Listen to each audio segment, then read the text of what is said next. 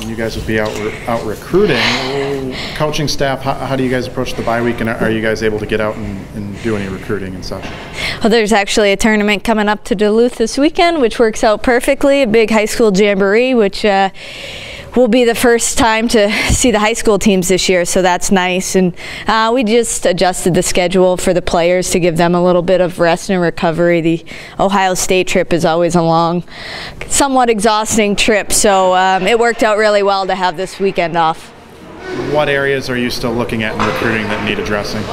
We're doing really well with recruiting, so we're a few years away, and at that point they're small classes, so we're doing really well. It's just finishing up some of the situations that we're in now, and hopefully we get a couple more yeses, and things will be cruising along.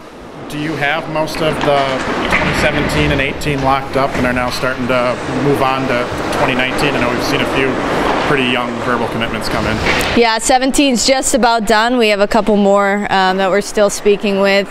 18's pretty much done. 19's almost done too. So we're well ahead of things. What's the reception been like out there? And I don't know, has it been much easier being the UMD coach approaching these kids as opposed to being the Harvard assistant?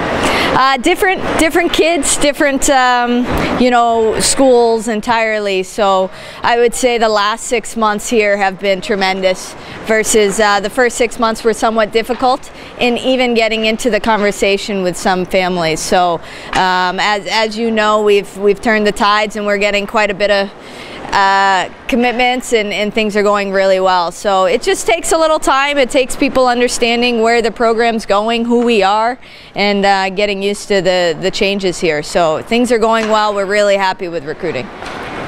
You mentioned that at first it was tough to even maybe get in with families there. Was there a turning point that you noticed where all of a sudden you started getting calls and started getting invites that maybe you weren't getting before? Sure, we put in the work. A lot of work goes in before you get to the commitment stage. So the work was laid last year when we were recruiting just about every possible opportunity. We were everywhere. We wanted to be everywhere. We wanted these jackets to be in every rink that we possibly could. So people saw us out there and got familiar with our faces. And I would say as the fall season started, and especially with the successful BC weekend, our phones have been ringing off the hook ever since.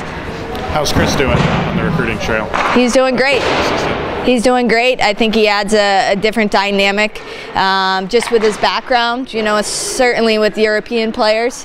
Having that experience playing in Europe brings a nice connection for them, and obviously a national championship player at BU, and his brother being the Hobie Baker winner national championship here. I think it just elevates the program as a whole.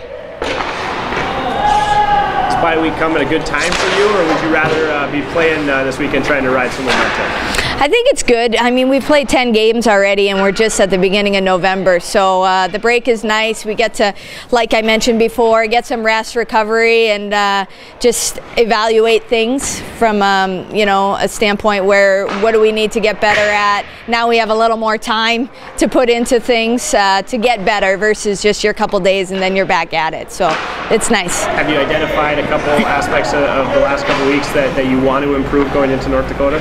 Absolutely. I think I've said it all along. Special teams, special teams, special teams. We can always get better at those things, and I'd like to take fewer penalties. We've been talking about that as well because anytime you go down on the penalty kill, you're giving another team the opportunity to get back into a game, and we never want to do that. So tightening up that area would be great. Getting the PP clicking again would be great as well. And I think 5-on-5 we're doing really well. So continuing to get better in the small things, 5-on-5, but really focusing on those special teams. Is there anything specific you can do in practice just with the extra time to kind of work on those things?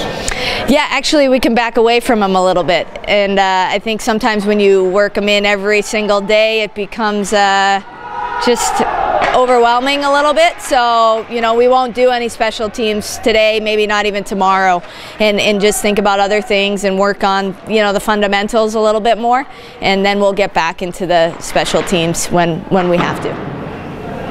The way your schedule is for the rest of the calendar year, a lot of time on the road, your thoughts on that? Yeah, so far so good. The first road trip last weekend was a successful one.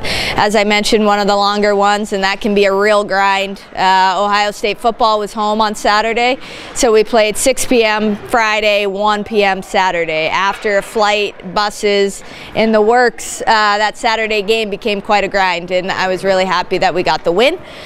Moving ahead, going to North Dakota, that's a great trip. Really looking forward to that one. Then we're back home for Wisco, and then flight to Harvard over Thanksgiving break. So the schedule might seem slanted towards being on the road a lot, but I think that it's actually quite good too.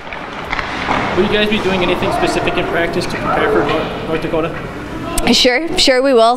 We'll get into a little bit more of the video breakdown as the week ends and we roll into next week. As I mentioned, I think special teams will be really big, and their style of play is pretty similar to ours. They have some goal scorers. They're pretty dynamic. They have the speed. They have good goaltending.